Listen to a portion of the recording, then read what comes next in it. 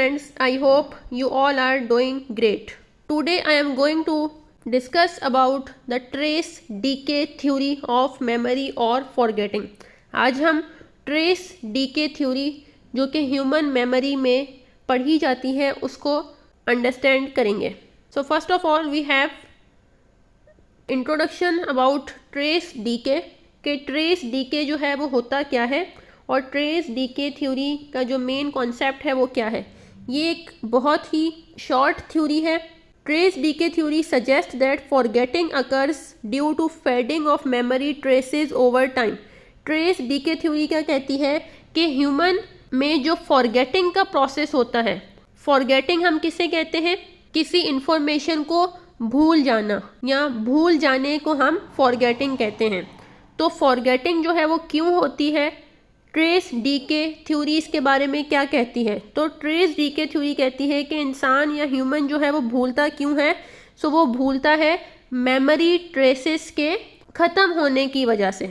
मतलब जब हम इंफॉर्मेशन को एनकोड कर रहे होते हैं या जब हम कोई भी मटेरियल या नॉलेज या कोई भी एक्सपीरियंस जब हम अपनी मेमोरी में उसको एनकोड कर रहे होते हैं, अपनी मेमोरी में उसको रिकॉर्ड कर रहे होते हैं, उसको स्टोर कर रहे होते हैं, तो उसके दौरान क्या होता है, हमारी मेमोरी के अंदर, हमारे ब्रेन के अंदर एक ट्रेस बनता है, एक फिज़िकल चेंज आता है. तो जैसे जैसे टाइम गुजरता जाता है वो आपका जो मेमोरी ट्रेस है वो वहाँ से ख़त्म होता जाता है विद द टाइम. तो ये जो है मेन कॉन्सेप्ट है ट्रेस डीके थ्योरी का.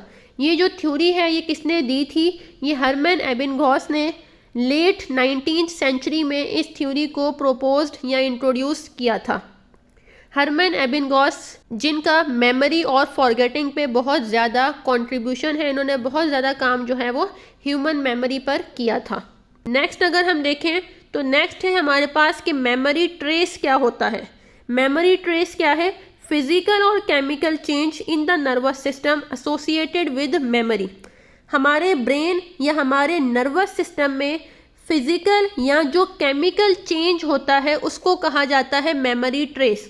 एबिंगहॉस ने क्या कहा कि जब हम कोई भी इंफॉर्मेशन रिकॉर्ड कर रहे होते हैं या जब कोई भी इंफॉर्मेशन जब आप अपनी मेमोरी में एनकोड कर रहे होते हो तो उस वक्त हमारे नर्वस सिस्टम या हमारे ब्रेन के अंदर एक फिजिकल लेवल पर एक चेंज होता है.